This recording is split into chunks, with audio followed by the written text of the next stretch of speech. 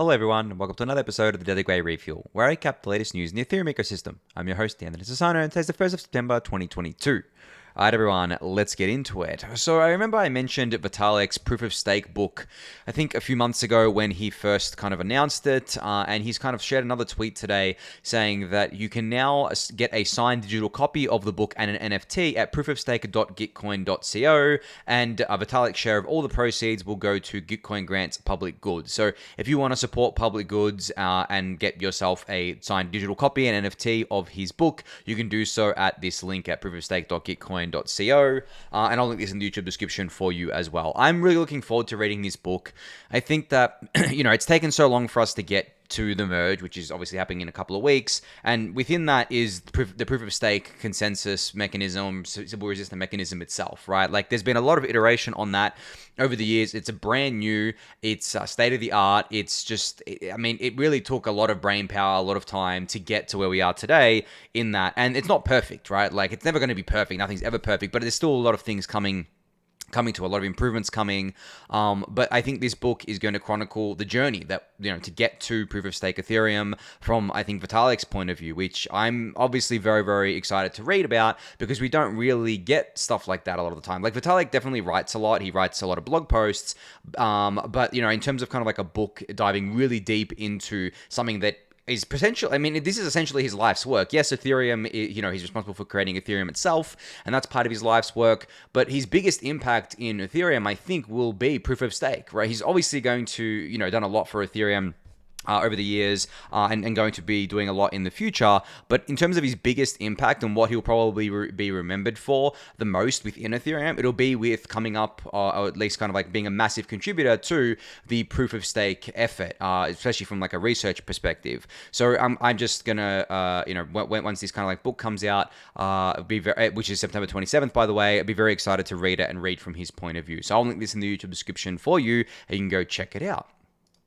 So speaking of upgrades, I should say, coming to the proof of stake chain, and this is obviously going to be after the merge, there is something called SSLE, which I've spoken about before, which is Single Secret Leader Election. Now, a blog post here from Sanzo, who works at the Ethereum Foundation as a researcher, is detailing, basically titled Towards Practical Post-Quantum Single Secret Leader Election. So this is, I guess, obviously assuming the SSLE has been implemented into the Ethereum network, and this is upgrading it to be quantum resistant. Now, for those of you who need a refresher of what SSLE is, it basically, so the way it currently works in proof of stake is that you know ahead of time who the next block proposer is going to be, and that obviously isn't ideal because it opens up to, DOS attacks on that block proposer and some funky MEV stuff around that, such as multi-block MEV, whereas with SSLE, you actually don't know who the proposer is until the proposal of the block has happened already. So that eliminates those issues. Now, it's still, I believe, a research problem, but I think, we know what we need to do to get there. So I'm pretty sure it'll be implemented on the network at some point. I don't know when. I feel like if we do start seeing a lot of multi-block MEV and we do start seeing a lot of DOSing of validators, it would probably go up in priority. But for now, I don't actually have a date on it. But if you want to read more about it and read more about how it will be quantum secure, you can read this blog post here from a Sanzo, whose name is Antonio Sanzo, which is actually pretty funny. Like whenever I read a Sanzo, I read it as kind of like Sassano, which is obviously my surname. And Antonio, I'm actually named after my grandfather, whose name was Antonio, and I'm obviously Anthony. And anyway, I'm getting off track here. But you can go read this blog post from Antonio Sanzo here. I'll link it in the YouTube description for you below. All right, so Michael Sproul has put out a PSA saying that clientdiversity.org is updating with new data from a block print. The previous numbers putting Nimbus at 15% were wrong, and part of a tendency for the classifier to drift towards mixing up Prism and Nimbus without strict supervision. So this does change those numbers that I highlighted the other day.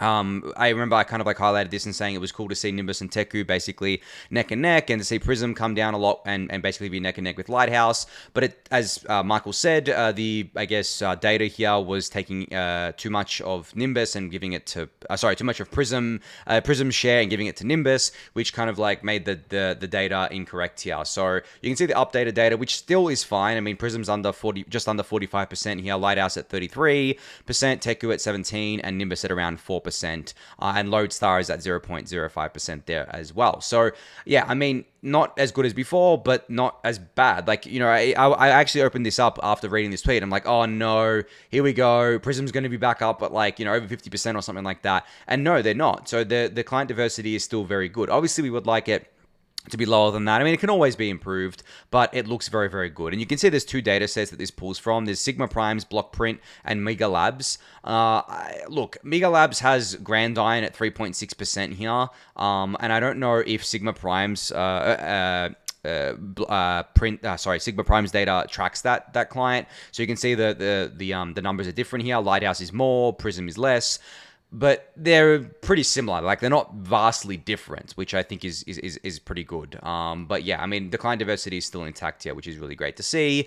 On the execution client side, nothing's really changed. Geth is still at 77%. The data source is just Ethernodes right now. I don't think there is really any other good data sources out there. You know, you can build a node tracker relatively easily. You just have to basically build something that port scans the entire internet for the default port that all the execution layer clients run on. Then obviously write that to some database and display that on a website, but it is intensive in terms of costs to keep these, something like that running. And there's no real way to monetize a node tracker website besides ads and things like that, which wouldn't be very profitable. So we just have Ethernodes for now, but hopefully post-merge we have more ways to track that data there.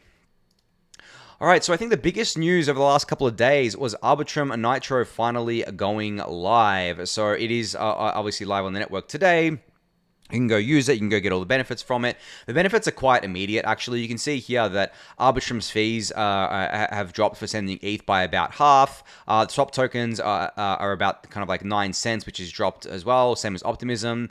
These fee estimations here on l2fees.info aren't exactly the most accurate thing in the world, so I wouldn't really take these kind of like things as gospel, or take them with a little bit of a grain of salt here. You'd probably just want to be doing the transactions yourself on Nitro to kind of like check out what kind of fees you're getting on sending ETH, on swapping tokens, on doing anything else on the network. And it seems a lot of people have already kind of taken advantage of it here. I can show you on Arbiscan the daily transactions chart. Like, you can see it's just spiked with Nitro, which is very cool. And obviously we expect Odyssey to be turned back on relatively soon as well. But yeah, I'm sure a lot of you have used used Arbitrum 1 today and felt the difference in the cheaper fees and the smoother transactions and things like that, which is very awesome to see. For a, I guess, little breakdown here, there's a blog post that you can read, basically detailing what Nitro has with it. The summary is that it's increased throughput, which before Nitro it is 7 to 10 times higher now. So that's a pretty massive improvement in throughput, right? Advanced core data compression, which further drives down transaction costs on Arbitrum by reducing the amount of data posted to L1.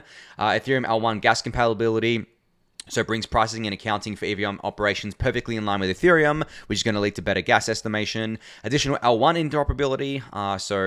It includes tighter synchronization with L1 block numbers and full support for all Ethereum L1 precompiles, safer retriables, Geth tracing, and many, many more changes. So some of these are quite technical, obviously. Probably just relevant for developers. But yeah, this is, I guess, the launch of Nitro on Arbitrum's birthday as well, which is very, very cool. So 1 year since Arbitrum went live. They're really killing the game right now. They have such a diverse ecosystem. They have a lot of users, and they're going to spin Odyssey up again. They don't even have a token yet, which is just insane to me. And, I mean, they haven't even announced that they're going to do a token. You guys know my rule. Everything's going to have a token. But it's kind of wild to me that they've actually stuck by what seems to be their guns about, like, not just, releasing a token for the sake of it, which is a totally cool approach to have. I actually like that we have Arbitrum without a token, Optimism with a token, because we get to see both approaches, where Arbitrum seems to be taking they're still doing incentives, but they're doing a different approach where they have the Odyssey, whereas Optimism is definitely doing direct token incentives, but they have a bunch of other things going on as well, but there's two different attempts here, which I think is very cool. And if you want to learn more about what it took to get here, Stephen Goldfeder, one of the co-founders of Offchain Labs that builds Arbitrum, put together a thread recapping why Arbitrum Nitro is such a big milestone and such a big deal. It's only a small thread, so it won't take you long to read. I'll link that in the YouTube description below. And Daniel here from the Arbitrum team also shared that you can now go to the Arbitrum docs and read all about basically everything with Nitro here, such as, why is Nitro such a big upgrade? Sequence says the same thing as validators, what exactly is a retriable, and much more. And it's all here, basically introduction. You got the docs here you can read through. mean, even if you're not a developer or don't plan to build anything on Arbitrum, you can still read through all of this just to learn how these things work under the hood, see how the sausage is made, and get more in tune with how Arbitrum kind of like works and how it all works, basically. I mean, I went through the docs just before. They're very lengthy. They're very comprehensive, which is exactly what you want to see. And I definitely immediately started learning things just by reading through it. I'm like, oh, okay, is that how they do it? Is that how they do it? So I definitely recommend checking out those. I'll link that in the YouTube description below as well. And just to end off the kind of the discussion here about Nitro, I want to talk a little bit about L2 fees. Now, I know we have proto danksharding coming, hopefully, early to mid next year. And I know, I've talked about how this is going to potentially drop fees, or it should drop fees on these layer 2s by a lot. We should get to like sub 1 cent fees pretty easily. But I don't know if I've mentioned before that this is also reliant on the rollup itself. So, for example, if the rollup is artificially limiting itself and it hits those limits, the fees are going to go back up because of that limit being hit. It doesn't matter how much data space there is on L1 for them. If they have their own limits, you're still going to revert back to that kind of a bidding contest there, right? So I do want to just set that as a baseline.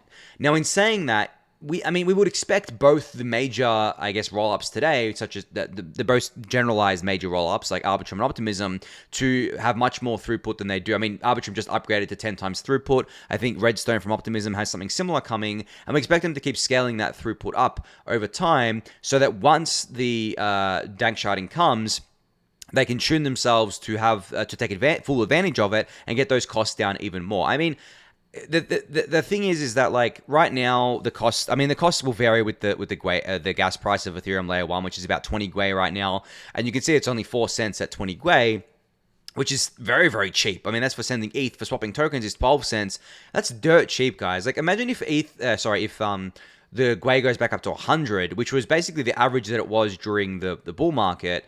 That means that on Arbitrum 1 right now, the fees would probably only be about 50, 60 cents to swap a token at 100 Gwei. And this is before proto danksharding. Once proto danksharding is in place and once these rollups are tuned for it, they are going to have a separate fee market that floats independently of the one that we're all used to quoting, which means that they're not going to have to deal with that. They're not going to have to deal with the spikes here, as long as they're tuned correctly for it, as I mentioned. So even at the worst case scenario where we have an average of 100 Gwei gas price, obviously gas can go higher than that, but let's say the average is 100, even at that, today, Arbitrum Nitro would be about 50, 60 cents for a swap of tokens with full Ethereum security. So when you take all that into account, that is absolutely amazing, because at 100 Gwei, mainnet swaps are like, what, $20, $30 or something crazy, right? So we've already got a massive improvement here. And then post-proto danksharding, those costs will just collapse even more. So look, I don't know when gas is going to go back up to 100 Gwei as like an average. Probably when the bull market really begins in earnest, because ETH just going up on its own, I mean, it's not going to really add much activity to the network itself, just ETH on its own. The network has a lot, obviously gets a lot of activity from DeFi, from NFT, stuff like that, but also that activity is moving to layer 2s over time. So I mean, I do expect layer 1 to get expensive again and for gas to spike. But as I mentioned the other day, it's going to be hard to know when that's going to happen, given that we are in a kind of a little bit of a new paradigm here where we have these layer 2s that people can use now, whereas before they didn't. And I'm actually very curious. I was talking to a friend about this tonight. I'm kind of curious to see which layer 1s stick around for the next bull market and which ones actually gain any traction, given that if the Ethereum gas fees get too high for regular users on layer 1 consistently, they can just easily bridge to layer 2s. Like, that's much easier than going to a foreign ecosystem. Like I've mentioned before how, most of these things are EVM chains, these layer 1s. So it's actually quite easy for users to bridge there. But these other L1s, like Solana, for example, that's not an EVM chain. It actually takes more effort for people to bridge to Solana from Ethereum than it does for them to bridge to an EVM chain, because they have to change wallets, they have to change their kind of like way of thinking. The UX is different. And that obviously won't apply to new users, but I expect new users should just be going straight into L2s. And I don't expect them to be touching L1s, because everything's just going to be happening in L2s anyway. So it's going to be interesting to see what the next bull market's like for Ethereum. I'm very optimistic about it. I think we're going to have a great time. We're not going to be having like all these people fudding the fees again, right? Because they're going to be on layer 2s instead of layer 1. But we'll have to wait and see, basically. But yeah, I wanted to make that note about fees, because I don't want to, I guess, overpromise things or promise things that that aren't necessarily going to happen. It's not like proto-danksharding is going to go in and then, the day after, or I guess like the block after these L2 transaction costs were just going to collapse. It only does that if these L2s are taking full advantage of that. These rollups are taking full advantage of that. They have tuned their own technology to take advantage of that. And they may do that, but there's no guarantee. So we'll have to just wait and see until proto-danksharding is live on the network, how these layer 2s take advantage of that extra block space. All right, so Polygon announced today a new and improved version of the Polygon Wallet Suite, which is a unified platform that enables regular crypto users to safely as well as efficiently swap, bridge, and manage all of their assets in one place, regardless of where they are stored. So you can basically read more about this in this thread and on this. I think they've got a blog post as well. Yeah, so they've got like a link to their Polygon wallet, which I've highlighted before on the kind of refuel. As you can see, there's an interface here. It looks similar to other interfaces you may have used, such as like MyCrypto and things like that. But I think this is really cool for like users who may be very new to the ecosystem and need something like totally new to use for not just Ethereum, but also Polygon, and keep track of their assets and all that sort of stuff as well. So you can go check this out for yourself if you want to. But they've kind of, I guess, like come out with a new and improved version today and streamline things for end users, which is what we want to see. I've spoken about this before, but wallets, they're always going to be the point of first kind of like contact for users into an on-chain ecosystem, and we need to keep improving those as time goes on. There's so many wallets now, but as I've said, I think there's only going to be a handful that will be super successful. Obviously, MetaMask has a massive lead, but it's not unbreakable. Coinbase Wallet is doing a lot of great work. Rainbow Wallet, as I've mentioned before. Zappa's coming out with a wallet. You have, obviously, the Polygon stuff going on. And in terms of browser extensions, there are some other MetaMask competitors out there. None that I've kind of wanted to use yet. I think when it comes to an extension wallet, I'd rather use what I'm used to. Like, yes, MetaMask is clunky, but I don't really care. If I wanted something nice and pretty, I'd just use like Rainbow on my phone. But that's not saying that MetaMask shouldn't keep improving. But I feel like MetaMask is that thing that you use as like a power user, because and like you don't like. I know not just power users use it, like new users do as well, but I feel like they're forced to use it. Whereas I make the conscious choice of using it, being like, yeah, okay, it hasn't got like any of the features that you would want as a, as a quality of life thing, but it's robust. I'm used to it. I know how it works. I know that it's secure because it's been around for a while. So I trust to use it. Whereas, something like a newer browser extension wallet, I'm kind of like iffy about. I'm like, do I really want to install this, especially to manage my assets? And then I have to migrate things across. Do I really want to put my, seed phrase into my computer? No, I don't. So, that I don't want to import. I'd have to just start again. So, yeah, for now, I'm just going to stick with MetaMask and things like that. And obviously, I have hardware wallets as well. I don't use naked MetaMask wallets. I use hardware wallets, but the wallet game is for sure going to evolve a lot over the next few years. But I do think that he who controls the wallet's flow, I guess, controls the user flow, and that is a very big opportunity. That's for sure.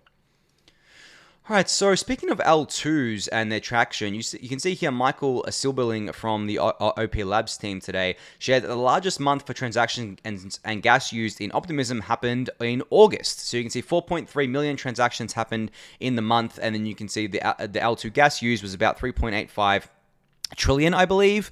There's a T there, so I'm going to assume that's trillion gas. And I don't think OP gas is the same as EVM gas. I may be wrong on that one. Maybe it is, because I guess like they're EVM equivalent now, so logically it might be, but I don't think so because they have different gas limits and things like that. Yeah, I don't think so, but anyway, that's not relevant right now. What's relevant is the growth, of course, and their last biggest month was only June, so it's not, on average it's growing, right? And it's funny, I was talking about transactions per day the other day and how like the Ethereum layer 1 network is really limited because it's got a gas limit. The same is true for these L2s, but they obviously have a bigger limit so they can do more transactions, but they aren't actually doing as much as Ethereum layer 1 right now in terms of transactions per day. I mean, 4.3 million is like and that's in a month. That's like that's like 3 days worth of transactions or something for Ethereum, 3 or 4 days worth for Ethereum layer 1. So they have some catching up to do.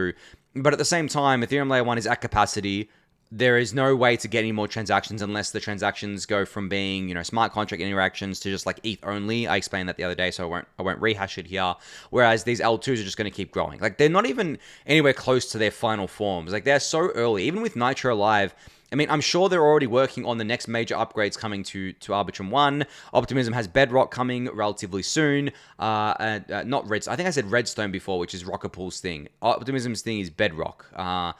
Yeah, I got those two mixed up. But yeah, so that's coming, and then I'm sure they're probably working on something else after that. And we've seen both Arbitrum and Optimism teasing that their fraud-proof mechanisms are going to be able to be compatible with kind of ZK proofs and stuff like that. So yeah, it's all coming. It's all happening. The growth is steady. I actually prefer the slow and steady growth over the really kind of like hockey stick growth and then just like the hockey stick fall off, which is what we've seen from the alt L1s in terms of TVL and activity. You just saw it go whoop because of the incentives and the bull market, and then just came right back down, and doesn't really lend itself to building a sustainable community, which is obviously what we want to see for these networks. Rather than rather than seeing mercenaries, we want to see missionaries. So very cool to see this growth from Optimism. Hoping it keeps up here.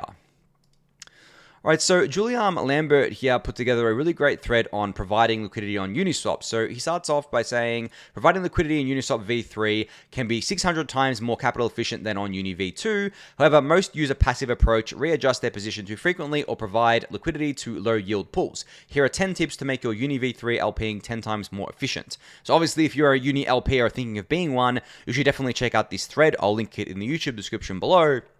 But this speaks to a larger discussion around this, I guess, debate of AMMs versus CLOBs. So AMM is obviously the thing that Uniswap is powered by, the automated market maker, which is extremely popular with passive LPs. And then there's the CLOB, which is a central limit order book, which is basically like your normal, I guess, like centralized exchange order book that we're all used to. Now, the Uni v3 is kind of like a hybrid of that, where you have passive LP, but you can readjust it as much as you want to capture certain ranges of the price. So for example, if you have like an LP in ETH USD and you want an LP between $1,000 and $1,500 for ETH, you keep it there, but if it goes out of that range, then you're 100% USD or 100% ETH.